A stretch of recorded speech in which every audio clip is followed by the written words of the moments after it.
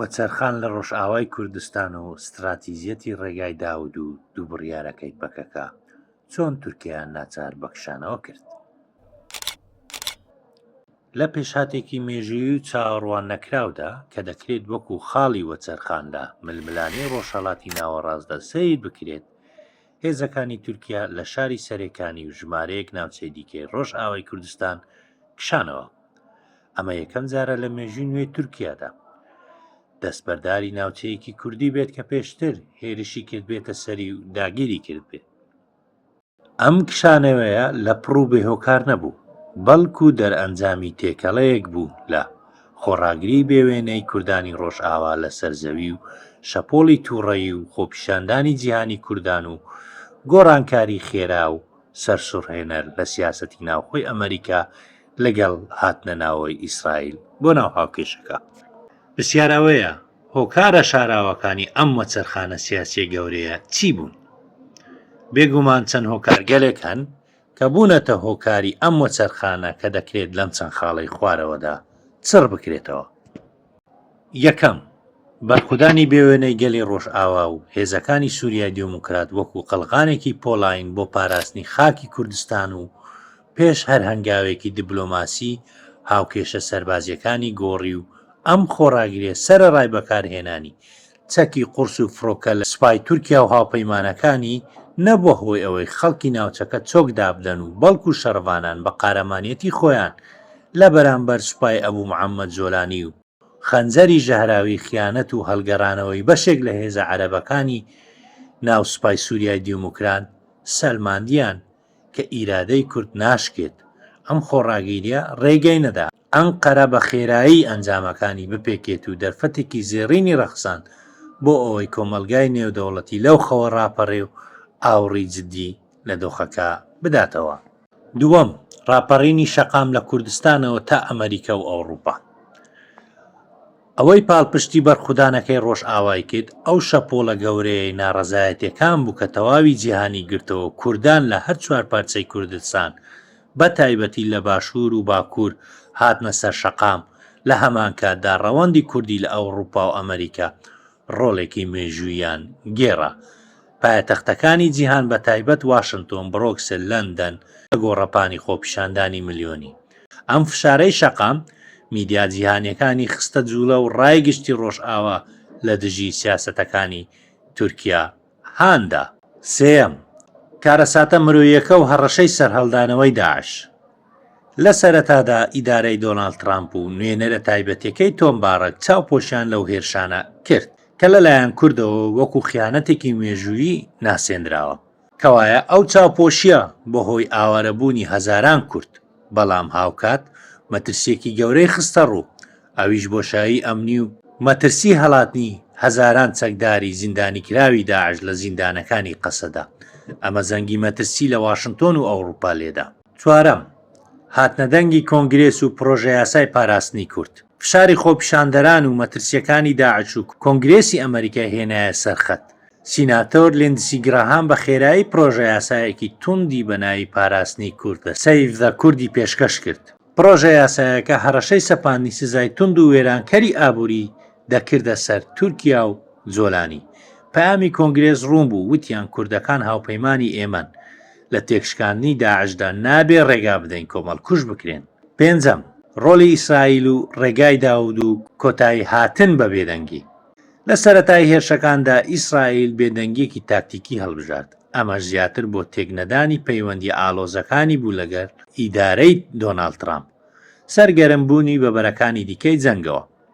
بەڵام کاتێک تەل ئەڤیڤ هەستی بەوە کرد کە هەژموونی تورکیا و هێزە توندڕەوەکانی وەک حەمەی جۆلانی خەریکە ناوچەکە دادەپۆشێت و مەترسی دروستبوونی هیلالێکی ئیخوانی جیهادی هاتۆتە ئاراوە، ستراتیژی ئیسرائیل بە خێرایی گۆڕا. ئیسرائیل لەوە تێگەیشت کە ڕووخانی ڕۆژئاوا گورزێکی کوشندەیە لە ستراتیژیەتی ڕێگای داود کە پرۆژەیەکی جیۆپۆلیتیکی ئەمنیە بۆ دروستکردنی پشتێنەیەکی ئارام لە ناوچەکە وەکو بربەستێک لە دژی هەژموونی ئێران و ئیسلامی سیاسی سەر بە تورکیا. لەم نێوەندەشدا ڕۆژئاوا وەکو پارسەنگێکی هێز بەشێکی گرنگ لەو ڕێگایە سیر دەکرێت.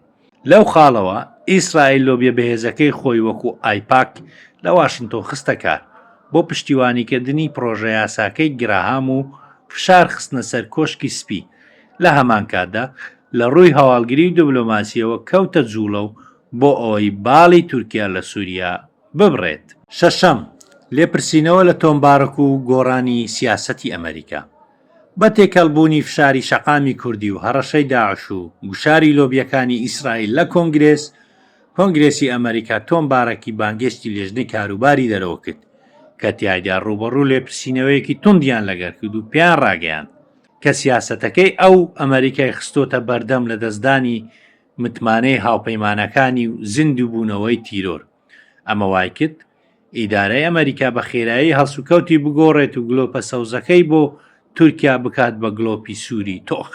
بەڵام لێرەدا خاڵێکی شارەوە یەکلاکەرەوە هەیە، ئەویش بڕیارە بێدەنگ و ژیرانەکەی پەکەکە بوو.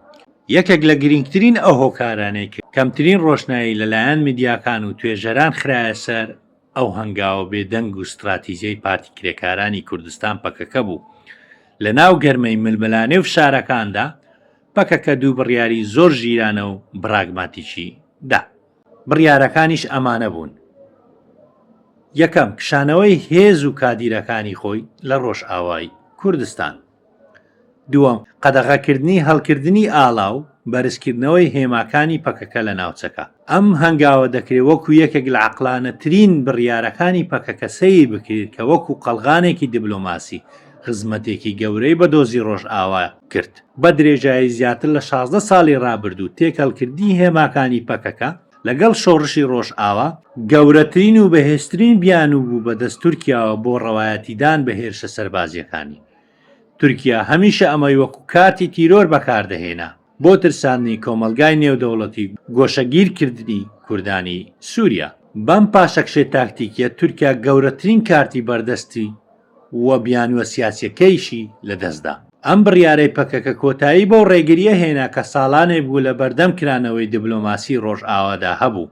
ئەمە وای کرد وڵاتانی ئەوروپا و ئەمریکا بەبێ شەرمکردن و ترسان لە لێکەوتە یاساییەکانی پشتیوانی و مامەڵەی ڕاستەوخۆ و ئاشکرا لەگەڵ هێزەکانی سووریای دموکرات قەسەدەدا بکەن. کەوایە بێبەشکردنی تورکیا لەم بیانوە ڕۆڵی گەورەی بینی لەوەی ئەنقەرە ناچار بکرێت بەکشانەوە.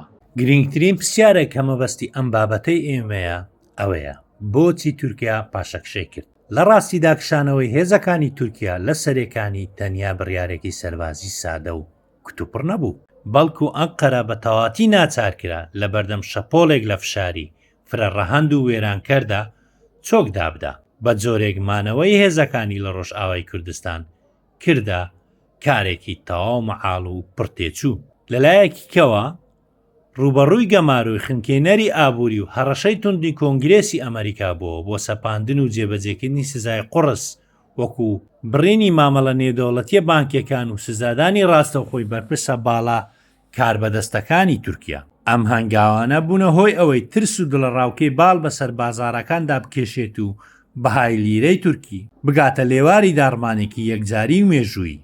بەو پێی ئابووری تورکیا بە هیچ شێوێک بەرگەی ئەو شۆکە گەورەیە نەدەگرت مەترسی داڕمانی ناوخۆیی لێدەکرا. لە پاڵ ئەمەشدا فشارە شاراوە و قوڵەکانی ئیسرائیل و وڵاتانی ڕۆژئاوا ڕۆڵێکی یەکلاکەرەوەیان بینی.